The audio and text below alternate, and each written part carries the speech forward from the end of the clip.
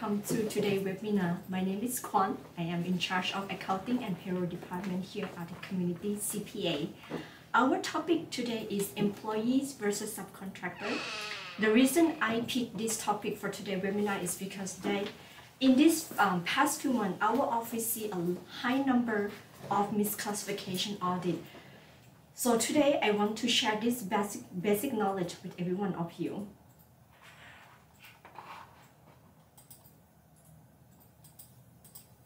Okay, but before we start our webinar, let me introduce you to our firm CEO, Yingsa. She usually the speaker of most of our webinar here in the YouTube channel, but today she is occupied with an IES event in the Iowa City. So I will be helping you with the presentation today. You can also visit our YouTube channel to see more topics. We do provide our webinar in multiple languages, whether it's a Chinese, English, or Spanish. So make sure to check us out, click like button, and then subscribe to our channel. And yes, the disclaimer, just please keep in mind that this webinar is for informational only, and it do not substitute any legal advice. And now, let's start for our presentation. So most question I got from my clients is what's really the difference between employees and subcontractor? The easy way to think about it, employee are people you usually will get to see every day. They get paid on the regular wages and eligible for employment benefits such as health insurance and retirement. But subcontractor, these are a group of people you usually see them once in a lifetime. Those are people who come in to take care of certain project for you. They will get paid by a job, project, and best part, they can work whenever they want and whenever they want.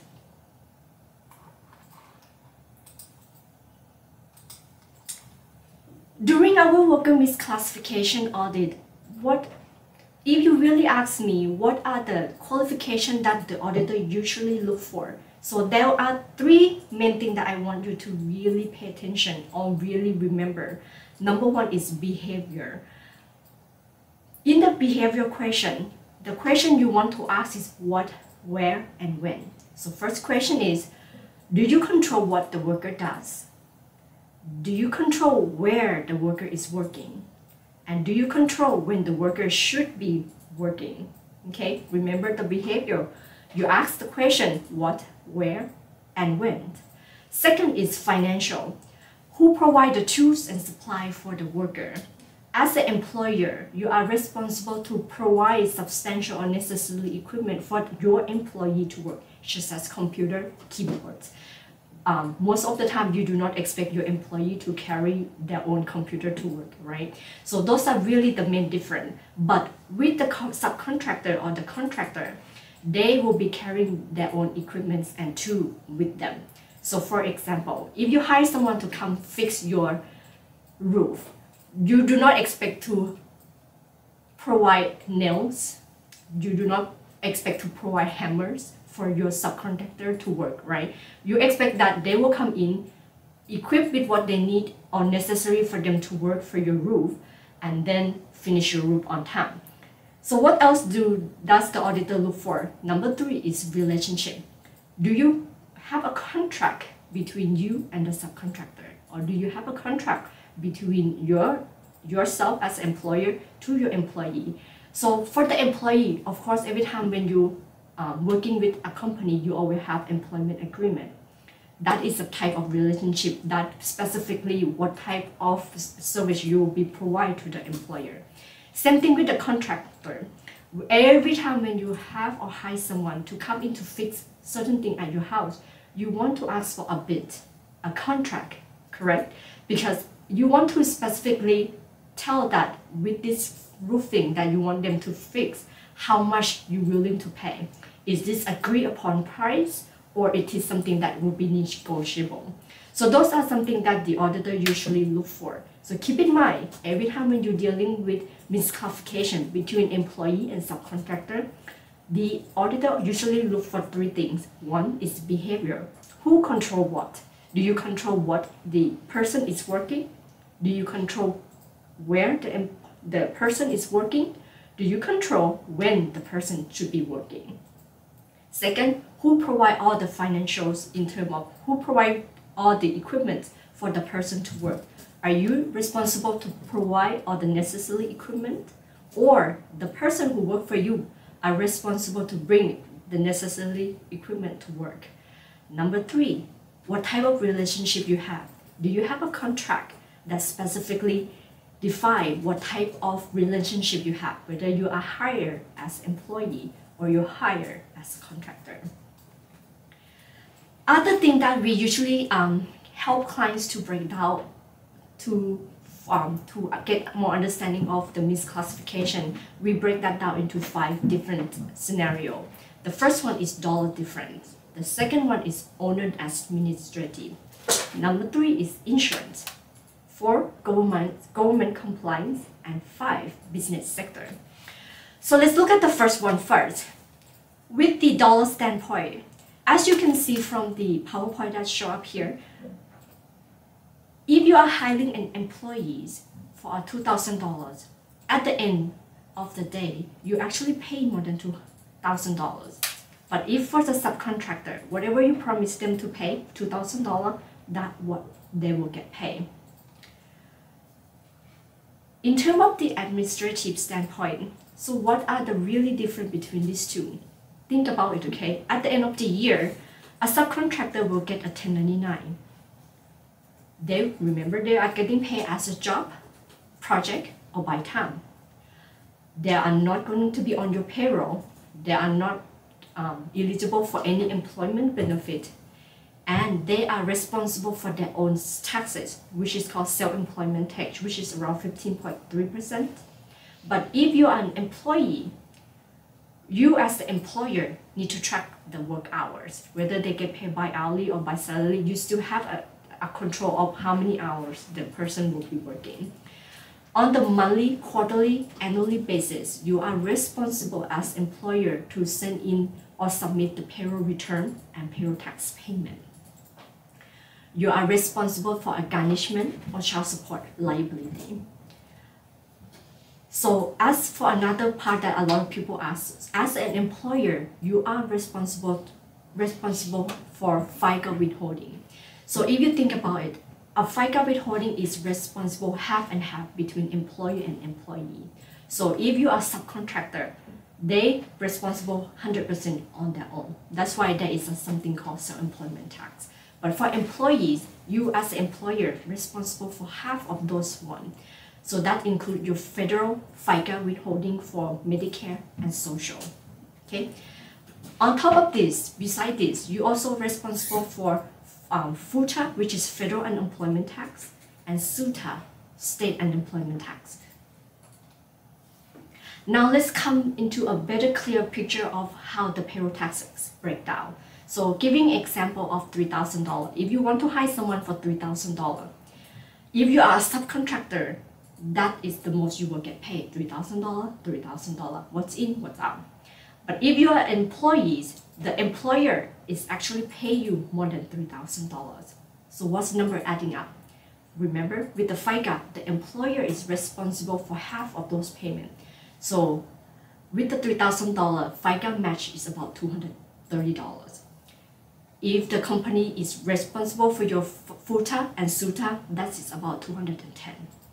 If the person is eligible for employee benefits such as health insurance, 401k match, those numbers add up. So at the end of the day, instead of paying your employee $3,000, you will actually pay $4,380. Roughly estimate, right? So you can see the big difference. If you are a subcontractor, you will get paid $3,000. But if for the employee, the employer actually will pay total of $4,380 for hiring the same person. In terms of insurance, what are the difference? So as an employer, you want to make sure you have worker compensation insurance, you want to have general liability insurance, and you are responsible for unemployment, state unemployment insurance. And then if you are in the professional setting, professional firm, just like us, accounting firm, law firm, medical, you have something called professional liability insurance. So what's the difference between number 1 and number 2? Worker comp is, think about every time when you have employees, worker comp insurance is the one that protects your employees. Just for example, if your employee have an accident in the workplace, the worker comp is responsible for all the medical insurance claim. General liability is the umbrella of the company. So if something happened to the firm, general liability will go in to take care of the issue for you. State unemployment insurance is more of state when the worker is out of work. Giving example of a seasonal worker, they only work for a certain period of time or certain months of the year. So if they only work during the summertime, then during the winter time they will go to the state asking for unemployment, because it's not their fault that they're out of job. It's just because the type of nature of their work that they only work certain part of the month or certain period of the month. Professional liability insurance is something that you hear most of the time through your dramas and then sometimes with your insurance agent. So those are something called, example, the other names that you might hear is malpractice insurance, error and omission insurance. So those are professional liability is limited to the industry you are. Just like I mentioned, if you are accounting firm, if you are hospital or dealing with doctor, you have something called malpractice. So it's the same concept of the professional liability. In terms of government compliance, who really like to come knocking at your door when it's come to misclassification? So for our firm, we would see the most, which is number 3, state workforce development. Mainly the reason the state really like to come in to check on the misclassification is just because that, for example, with the construction crew, they only work certain time of the year, okay? They might be working extended out during the summer, and then winter they're off work. So during the winter time, they like to go and claim unemployment. That's when the state realized that, hey, maybe you have a misclassification between your employee and your worker, because your worker think they are employees, not a subcontractor.